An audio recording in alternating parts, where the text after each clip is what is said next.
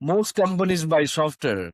Very few train people who use it. That's where the real growth happens. Today on Breaking Boundaries, we have someone who helps leaders and team builders to optimize their skills from cloud migration to AI productivity, from sales classes to security readiness. He trains companies to perform better, smarter, and faster. Welcome, Derek. Welcome to the show. How you doing today? It's great to be here. Thanks very much. Perfect. Derek, great to have you here. What exactly is your main goal? What do you guys focus on? Sure. Well, this company has been around for the last 10 years or so. Okay. We have been focused on upskilling employees in some ways with the basic IT skills, but Mm-hmm. then we started specializing in some of the more in-demand skills.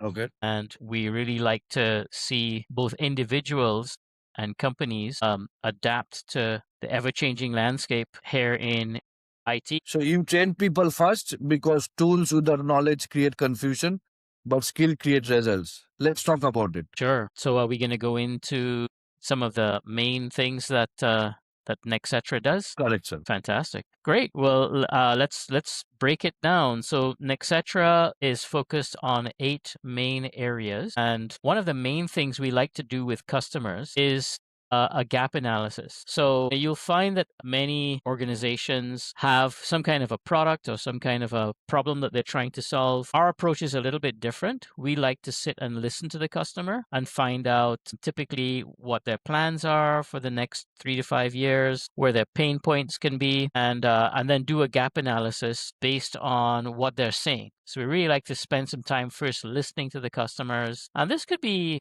anything from an individual who's trying to adapt to, say, that the changing landscape of AI, all the way to a company who's trying to put in maybe a new ERP solution. Maybe they're doing a digital transformation project. So we try to listen to where the customer is at and then map what we can do to their needs. Perfect. How long is Nextra in this business? As I mentioned, we've been doing this for about 10 years now.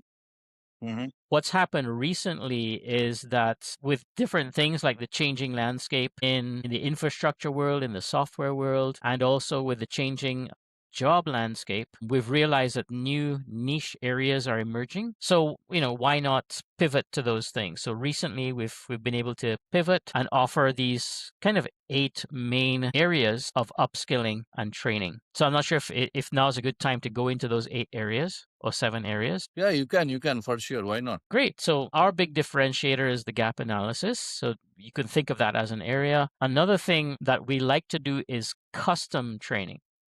Okay. So, I come from a background where I've delivered training under different brands. So, the Microsoft brand, the Amazon brand, the Google brand, Salesforce, the big names, Oracle. And what I've found is that when we use their material, it can go well, but sometimes the customer might want to pull out just the essential pieces that they're after instead of getting the whole thing delivered in that tin canned form. So that's another good interview that we like to have with our customers. And if they want maybe, I don't know, there's 3 topics out of the 10, we can cut it down to just those 3 and save everybody a lot of time and resources. Mm-hmm.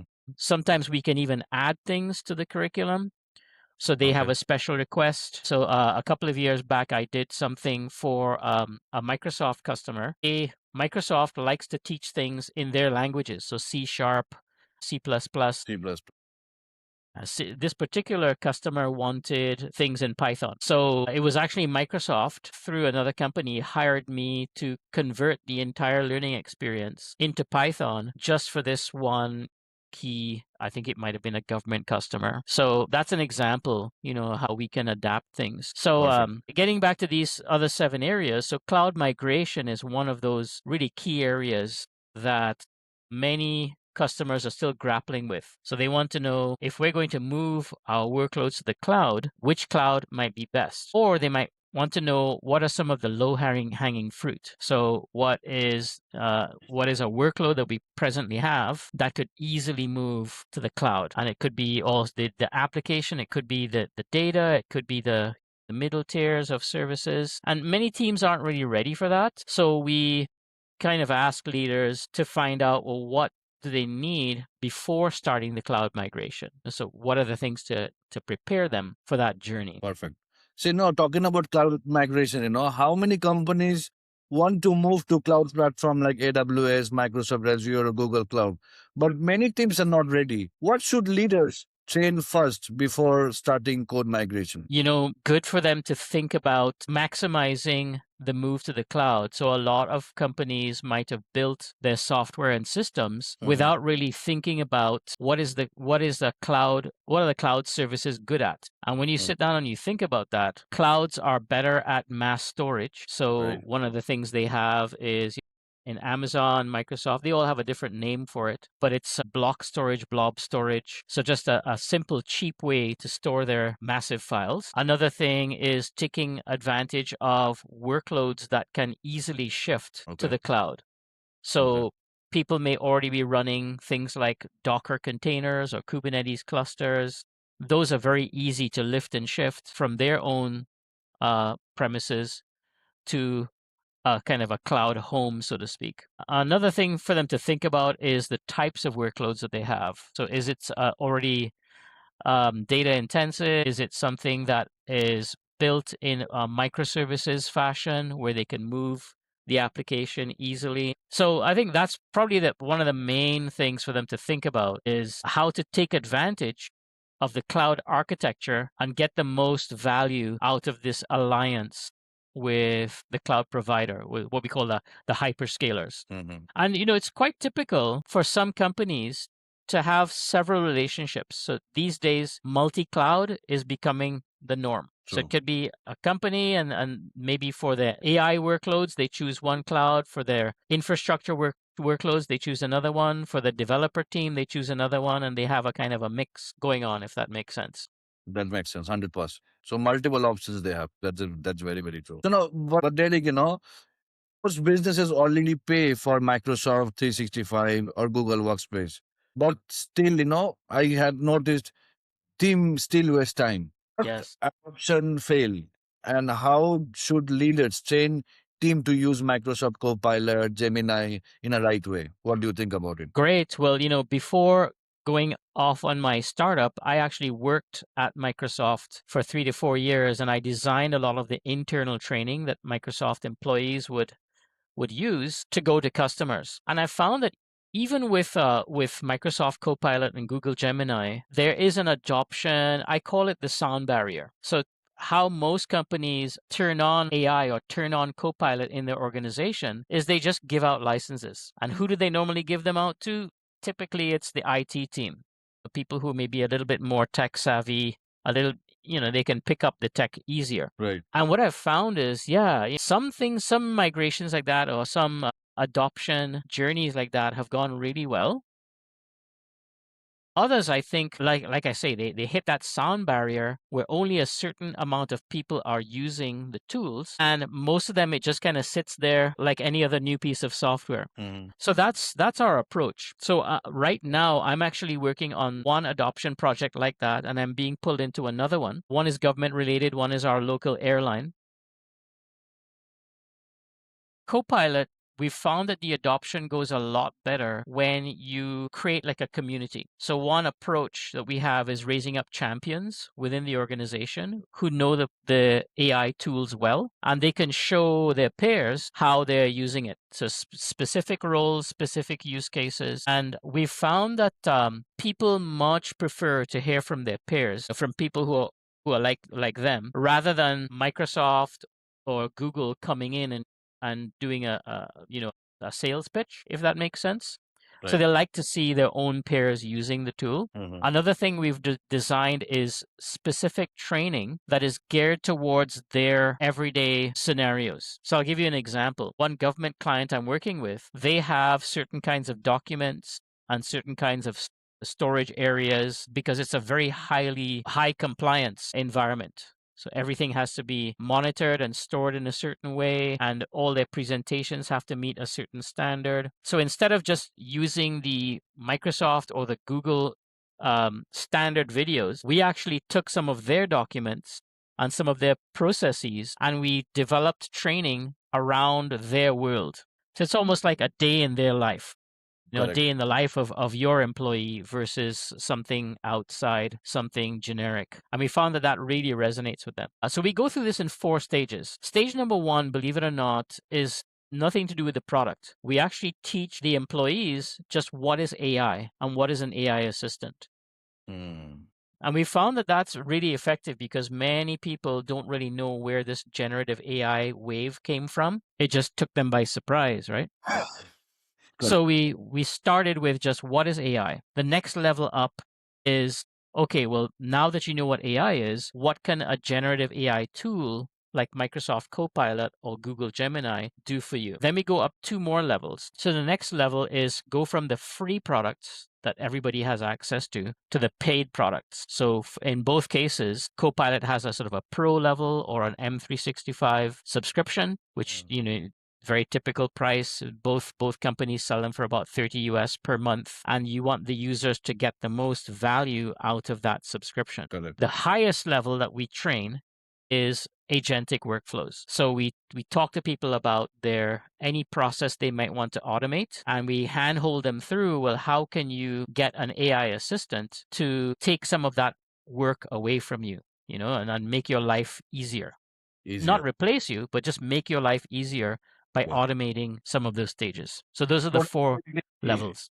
Even the productivity get higher in the same scenario. Absolutely. And both platforms, you can monitor how much the users access the tool. So you can kind of look at the before and after. And usually we can prove to a company that their employees, more of them are using it and they're spending more time with the tool. Perfect. So it's updates, both the parties. Amazing. That's how it should be. It uplifting our job, lifting our, productivity, lifting our, focus and get the best results. That's what it is. Awesome. Perfect. I've been into sales, from last 17 years now, right? But still I see teams know the products, but struggling to close. How do you train leaders to explain, value in simple words that client actually understands? Yeah, sales training, some people think that you're born with that skill, but I believe that you can learn it. And 100%. honestly, I've had many different roles in the past, some of them technical, some of them sales. It's even more interesting and challenging when you're selling something technical because you need a little bit of both, right? You need that friendly relationship, you need the people skills, the soft skills. Yes. But you also need at least a base level of technical product knowledge. And then you need to meet the customer where they're at, right? Sometimes the customer might be a non-technical C-suite decision maker and they need the message spoken in their language. Right. Most times the C-suite leader might have a technical sidekick and they bring along the technical person to the meeting. And then that person needs everything translated into their language.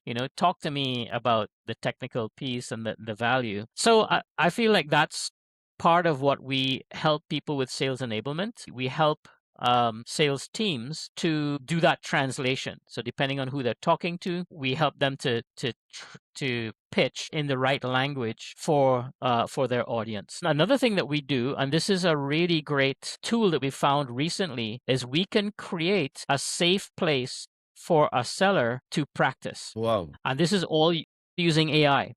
So there's several tools that we use where the new seller is talking to an AI avatar, and this is in real time. So this could be a call just like we're having right now, but instead of me talking to you, I'm talking to an AI avatar who is standing in for the customer. Nice. And it's so great because now you can't break anything, you can't make any mistakes. You're talking to AI, but it's kind of interesting. So our platform is looking for certain cues and certain responses from you as the seller. And at the end of this session, it will grade you and it will actually record, did you greet the customer properly? Did you mention these 3 tips? Did you end with a setup for the next call? We can program the sales training environment for any kind of scenario. Technical, non-technical, doesn't matter what kind of product. Right. So we found that that can really build the confidence of a sales team. They see their grades improving before they even go in front of a live customer. Another place that really helps is where you have a seller who's pretty good. Maybe it's a seasoned seller. They might have been in the field for 5 or 10 years, but they moved into a new area. And that's very typical. So in big tech, I found that people, in my experience, they move around a lot between departments. And just for efficiency's sake, and you might be a really good seller, but you've been moved into a new department and you have to learn a whole new product. So again, this is where our team can help those people come up to speed very quickly, much faster than they would if they were just shadowing another seller in who knows the product line, if that makes sense. 100%. But again, AI create opportunities, but also fear.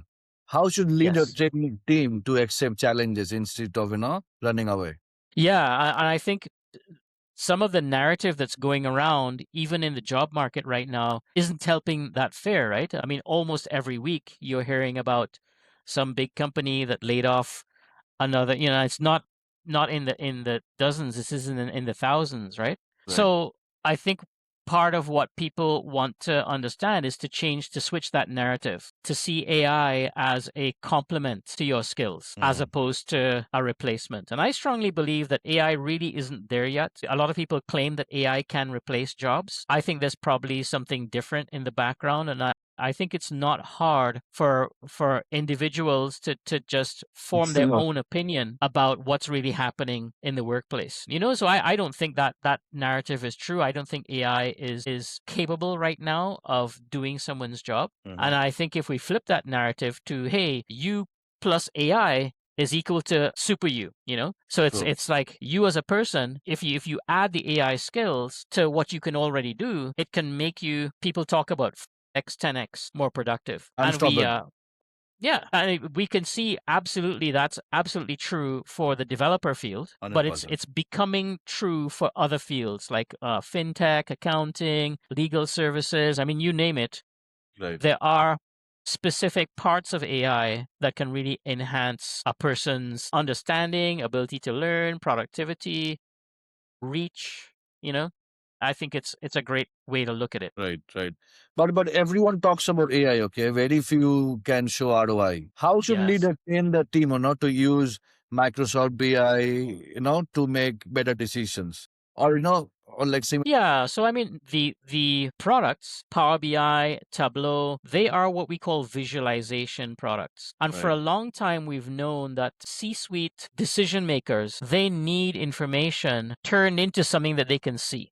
I've seen some of the best leaders that I've come across in the business world, in manufacturing, in different industries, horizontals, verticals. I've seen some of the best decision makers work well when they're given the right information. And that's really all many of them ask for. They ask for, give me the last 10 years of sales and show me where the weak points are, or show me where these shifts happened. Another example might be somebody in operations. So they want to see where their machines are failing, or where they're getting a lot of returns in their products. What happened with the trade and logistics? Where are things sticking? And so when a company buys into Power BI or Tableau, they're not buying a product, they're buying something that's helping them to visualize and make decisions.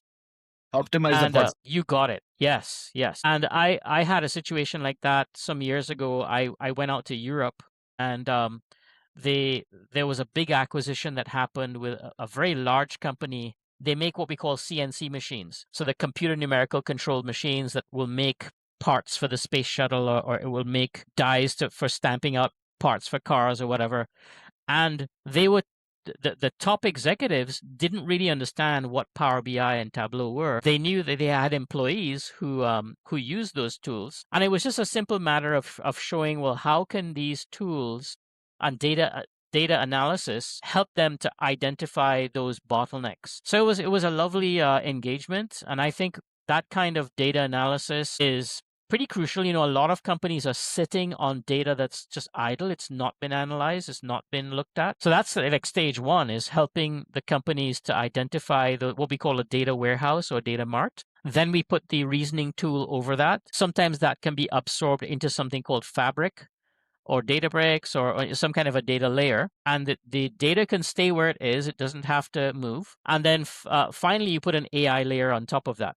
Okay. And that's one of those areas where has actually become quite amazing. You don't have to be a data scientist or somebody with a PhD anymore. You can almost connect the AI now to either directly to the data source or to this middle layer. Microsoft calls it Fabric. All the hyperscalers have a different middle layer, and the AI will automatically sift out those patterns, and then you with a little bit of experience can help that turn into something that a C-suite decision maker would find as golden. They would love that kind of insight. Perfect. But talking about data, cybersecurity is often treated, as an IT issue, right? Why should the whole company be, trained for security readiness?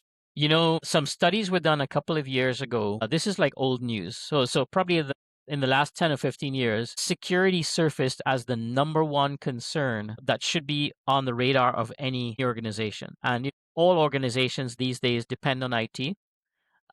One of the studies showed that the biggest threat to any company is not the security layers. So in the old days, we used to think of these layers of security. So, there's danger on the internet. And then when you come into the organization, you need to protect through a firewall that protects your company from the internet. And then there's a second firewall that goes into your company. So the old model for security was two firewalls, one on the side, one on the company side, and you have this little zone in between where you have your web servers that are serving the outside world. That whole model has changed now into looking at the internal threat. And that actually happened during COVID, believe it or not. So COVID was one of those big shifts where overnight companies were expected to work from home. Right. And all of a sudden now you have enterprise class desktops being sent remotely into people's homes. You don't know who's there at home. You don't know who's in a coffee shop, and you have possible leakage of information there. But the biggest threat was really just the end user. When you add the pressure of economics, now that end user could become disgruntled. So all of a sudden, overnight, an end user who is serving the company could turn into an enemy of the company, maybe through a layoff or through some kind of internal restructuring. So it's a very different world in security now. And we've learned to adopt something called a zero trust approach. And that approach is something that you can go through with the company, handhold them through how to build a zero trust system where every interaction is double checked, right down to, hey, I'm trying to download a file. You can put policy in where you're not allowed to download something off of company computers, or you're not allowed to store things on USB attached devices. But it really starts with the end user. So training the end user on safe use of email, for instance, opening attachments, those are threats. Then some of the more modern threats. 10 years ago, you didn't have to worry so much about ransomware attacks, geopolitical nations fighting one another, corporations fighting one another. You wouldn't believe how much of a threat it is to have a competing brand in your own field. It's just quite normal now. We look at the news and you're seeing the big names in AI are fighting one another for dominance in their field. So because of those kinds of newer threats, again, security has come front and center, and there are some very specific ways that we can help an organization to, all the way from the end user, all the way to the spectrum of their infrastructure or the clouds, protect their information and their posture, their property, and their stability through all of those stages. Perfect. So why are most companies train developers in Rust and modern system? Thinking for the future? Yeah, so Rust is a recent trend that's happened amongst developers. And one of the things I really love to do is go onto the internet and find these graphs of the most popular programming languages. And there's a lovely animation that it's pretty easy to find where it shows you over the last 20 years or maybe 30 years what the most popular languages were. Saurav, I'm a little bit of a dinosaur, right? People look at me and they don't realize how old I am, but I come from the dinosaur age of computers, right? When people were still walking around in lab coats and the computers were a big room, full of these big spinning tapes and things. So all the way to now, right? The floppy disks, I remember that, The floppy disk. Right. That's right, walking around with the floppy disk. That was a very good maybe in era, for college, sure. right? Yeah, even punch cards. There was a generation when you had punch cards. It was amazing. So if you look at languages back then in the 60s and 70s, things like Fortran, COBOL were prime, right? Were king. And then when we came off of mainframes and you got to PCs, I remember in college we learned Turbo Pascal, Turbo C, and the companies started giving away those languages, on the floppy disk, like you said. Right. And it was a brilliant move because developers, they're in school, but when they get familiar with something in college, as soon as they go into the workplace, that person wants to use that same language. True. So everybody did it. Microsoft did it, Borland did it, and they would give away these floppy disks with the programming language on it. And that's what you wanted, right? As time went on, some other languages started to surface. So C++ is still very popular, even right down to writing operating systems. Microsoft still uses C++ to write Windows. It's amazing.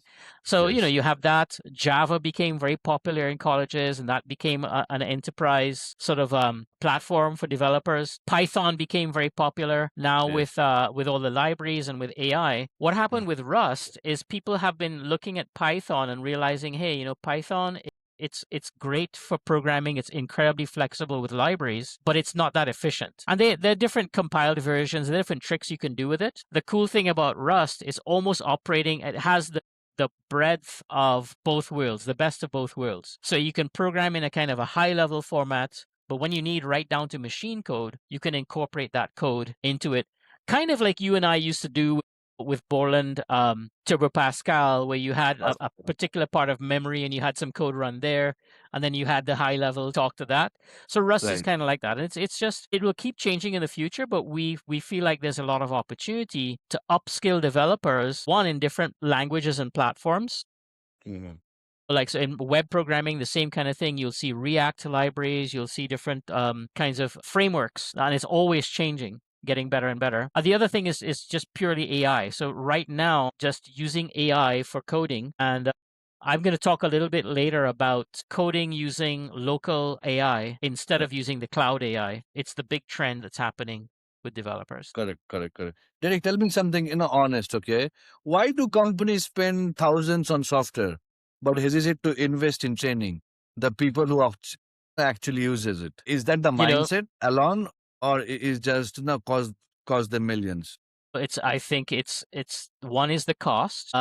Another thing is the experience level. So if you're a hiring manager and you work in a software company, you have to ask yourself, do I have the time and the resources to upskill a new employee, or can I just buy a finished product? Right. It's very similar to the sales question you asked earlier. So earlier you asked about sales enablement. Most companies, they want the person to hit the ground running. And it's even more true with developer upskilling and hiring. So I think if you want to see the reality of high efficiency, cost cutting, the environment today that's going on with hiring, they expect developers to walk in with the skills that they need. Now, realistically, is that true? Probably not. Most developers. I was just talking to a developer today who he had worked in big tech for 20 years. He got laid off, and I was like, that's amazing. How could they lay you off with so much experience, so many projects under your belt? And honestly, he couldn't even explain it. He just knows that the company tightened up. Sometimes they get rid of entire teams. It's not just one person, entire departments. Maybe it's a part of the organization that's not making as much money as the other parts. So you'll find that as a developer, you might be thrown into the job market and you need that upskilling, but the hiring company is not willing to give that to you. So that's again where we want to come in. Another thing, a big study was done in the UK. They have 400,000 new grads coming onto the job market in the UK. Only 200,000 of them actually get jobs. The rest of them are stuck in the job market. I'm not kidding. Look this up. 2 or 3 years, they're stuck without a job as new grads coming out of a very prestigious college or university program. Maybe happening in India. I think India is a very talented place when it comes to developers, but this seems to be a worldwide trend. So that idea of investing in people, it's just something that a lot of organizations, they're not willing to do, and they want to either get the person right away who they can use, and just not willing to go through that extra stage of helping them. That's scary, So it is. Let's dive into some rapid fires, know you more about what exactly you do and how you operate it. One habit that made you successful. Yeah, well, one thing is just consistency. I feel like people, they want to see repeated success. Mhm, They want to hear those war stories. mhm. And I think that really helped me in my journey from the corporate world into even, the you guys and your helping me with this startup. So I'm really excited about it. Perfect. Toughest lesson business taught you? Yeah, people. It's very, very common for you to get focused on planning and strategy, but people are the most important. You want to think beyond resource, right? It's people and relationships. I think really taught me that it goes beyond just the bottom line and the dollars. Perfect. One decision that changed your life? Yeah. So, I think I tend to be a little bit impulsive. Mhm, I like to do things quickly. Sometimes I don't piece together the implications of a decision. It's kind of mhm. funny because my wife is really great at that. We're like total opposites.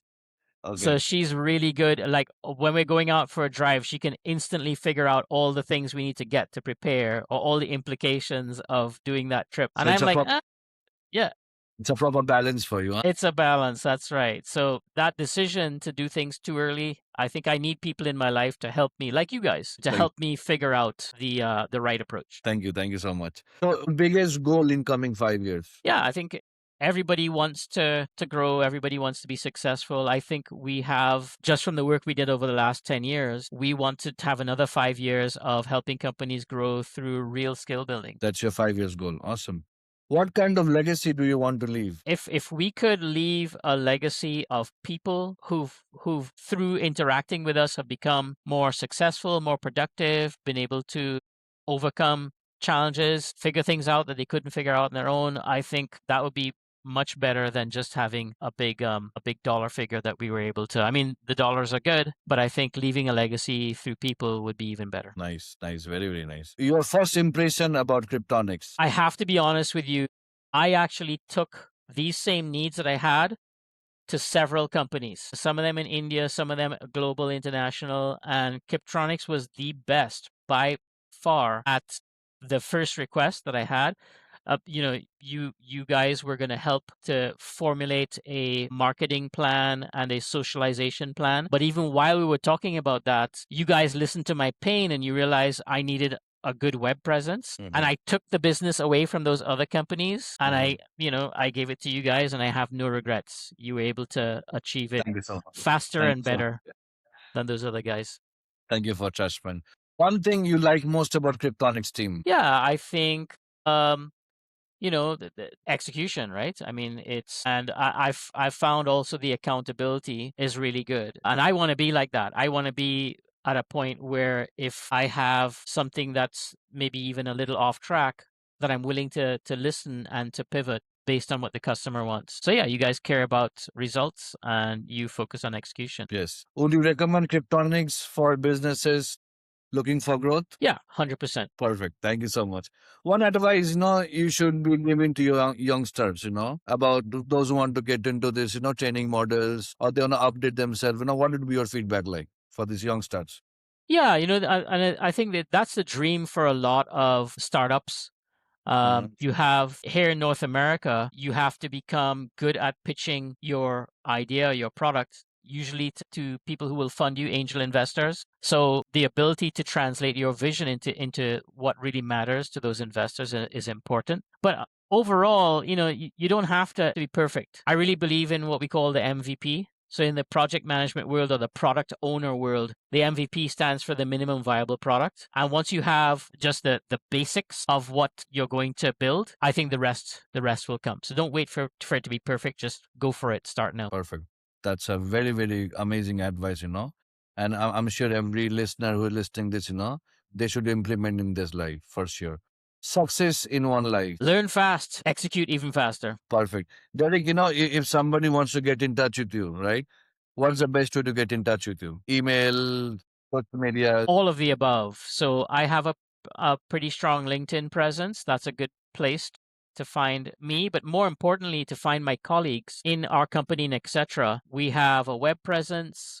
we are reaching out through social media, so that'll be easier and easier to find us. So Mhm. email, social media, we have a 1-800 number that you can use for direct calling. And we really believe that having an interaction with a customer, we want them for life. We don't want them just for one interaction. So we believe that it's your right as a customer to have 2, 3, 4, 5, 10 interactions with us before you even commit to being with us. So we don't mind spending that extra time with you, answering your questions, however you want to initiate the contact. Another thing I strongly believe in is try before you buy. So what I've already built is a platform where you can actually log into our systems, experience some of our training, touch the actual equipment, and you know exactly what you're buying. There's not going to be any surprises. Success doesn't come from buying better tools. It comes building better people, because technology without execution is like expensive noise. So today's conversation prove one thing, that companies that win are the one who train their people, adopt and move faster than everybody. Big thanks to Derrick, the owner and founder for Nextra, for sharing powerful insights on leadership, AI productivity, sales, and business information. Thank you so much, Derrick, for giving us your precious time. This is Breaking Boundaries, where leader don't just talk growth, they build it. Thank you, Derek, for tuning with us, and thank you for your time, man. Really Thank appreciate you. it. Thank you, sir. Appreciate it Bye-bye. too. Thank you.